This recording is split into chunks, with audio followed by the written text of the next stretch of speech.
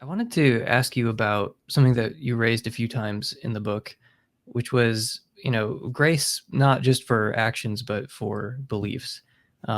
Which makes sense. Like, why wouldn't it extend to beliefs? Like, if a serial killer can be forgiven, then, Jeffrey Dahmer can be forgiven, but not someone who doesn't have the perfect theology. That's a bridge too far for a perfectly loving God, I guess. Um, so yeah, like if it is the case that like God won't extend grace for beliefs, then what is the limit exactly? Like, how right does your theology have to be? Because nobody has the perfect theology, not totally. So, even if you could just choose your beliefs at will, you might choose the wrong beliefs, on the basis of the evidence that happens to be available to you. Could you speak on that a little bit? Just, I mean, yeah. I wrote a book a few years ago called What's So Confusing About Grace. And I went through one of the issues is like the ambiguity of what is the essential gospel that one has to believe. And that book explores some of those ambiguities and tries to say, well, let's look at these as features rather than bugs. Because assuming that God's not incompetent, then maybe the fact that there is a lack of clarity and reasonable room for disagreement is something God purposed from the beginning. And thus, maybe that should impact how confident we are in trying to impose one particular doctrinal grid. So, for example, people will sometimes cite Romans 10:9. In Romans 10:9, Paul says, if you believe that Jesus is Lord and that God raised him from the dead, and if you confess with your mouth that God raised him from the dead, you will be saved. So then you have a particular essential, right? Then you say, okay, so you have to believe he is Lord and that God raised him from the dead. And that's all that is required. Of course, that doesn't require belief in the doctrine of the Trinity. It doesn't require belief in the second coming of Christ or in an afterlife. It presumably allows a range of interpretation as to what Lord even means.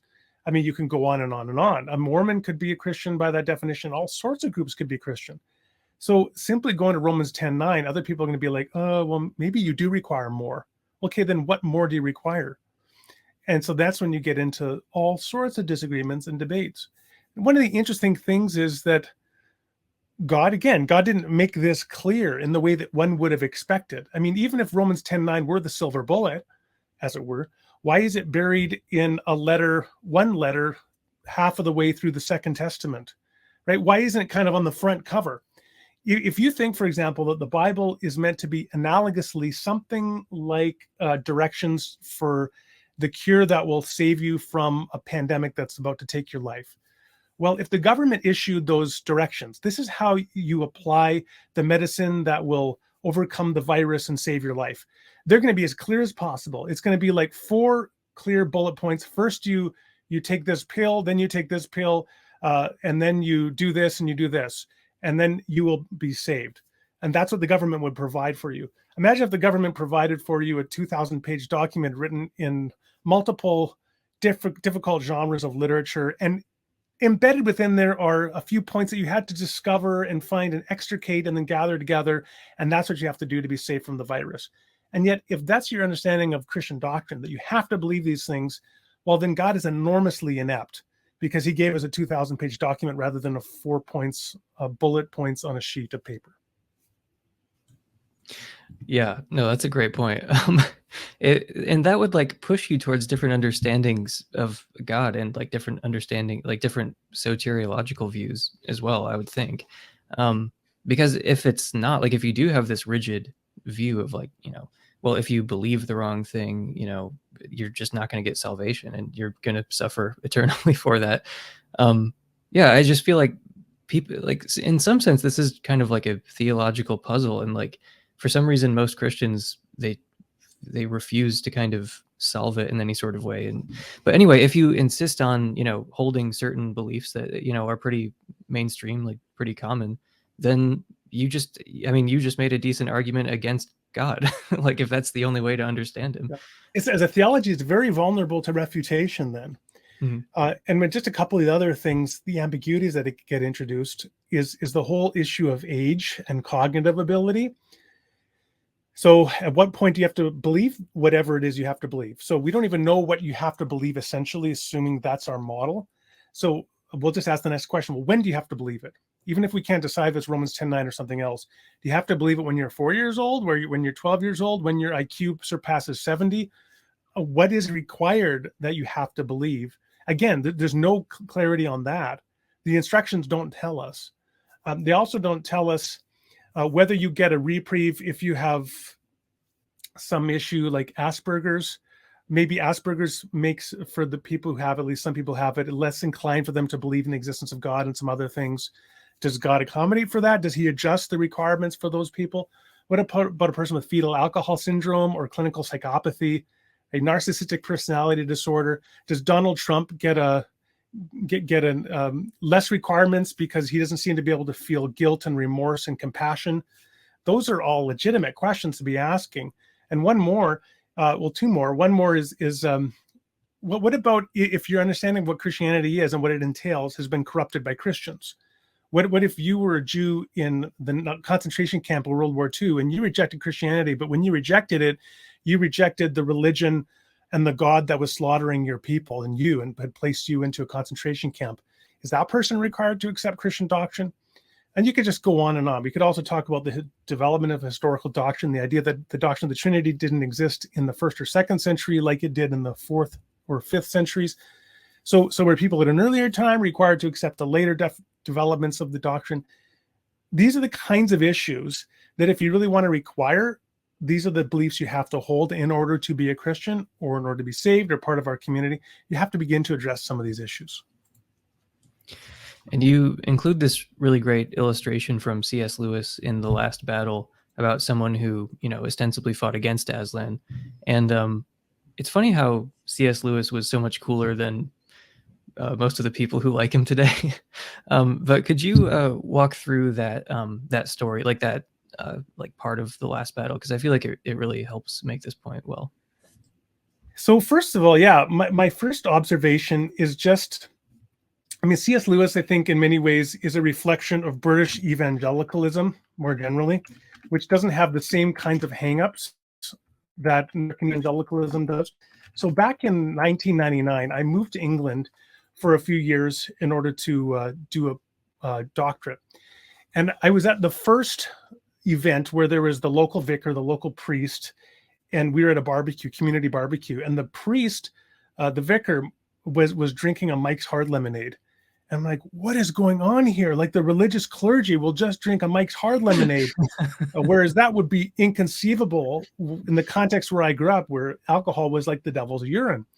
So that's sort of, for me, is just one example of how British evangelicalism has often avoided a lot of the culture war issues and the narrow theological vision that has characterized much of North America.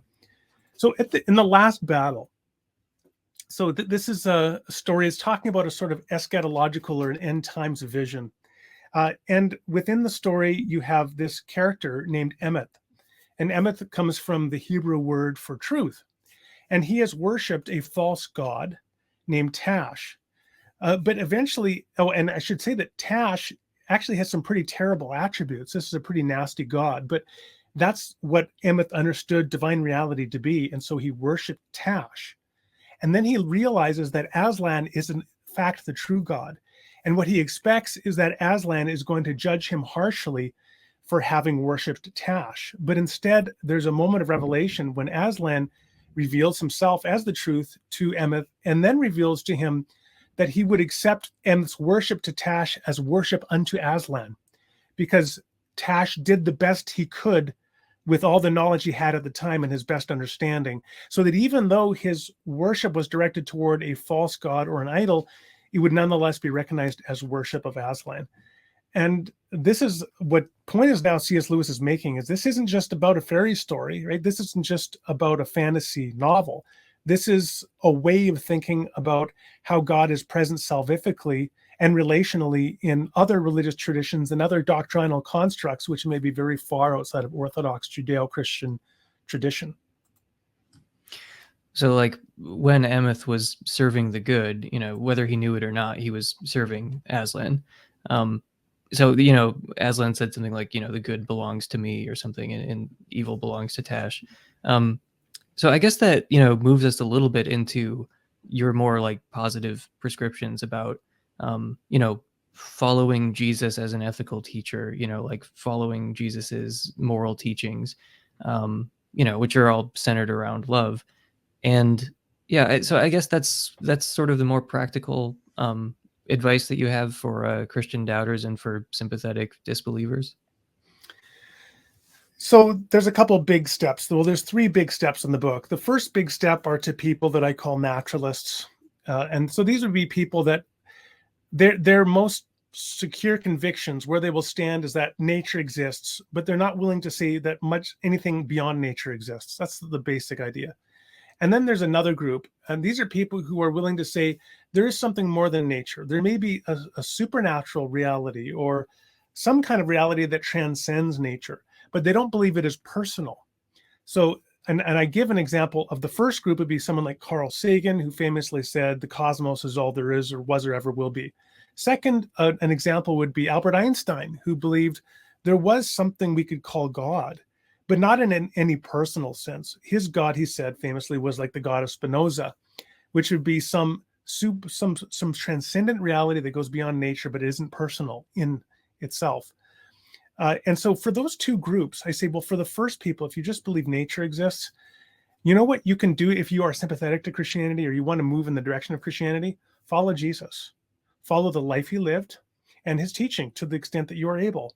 And the core of that teaching here that we can focus on is love your neighbor as yourself. Now that might seem for some people, oh, well, that's just simple, that's not really substantial teaching. Yeah, but there's no Christian in history who's ever lived up to it. So in fact, that is a lifetime project to really try to love your neighbor and honor your neighbor in the same way that you would want yourself treated. So you can begin there. And if you pursue that confessional stance in a way that is devoted to say, yeah, I want to really be like this person, Jesus, who taught me to love my neighbor as myself. That's a huge first step.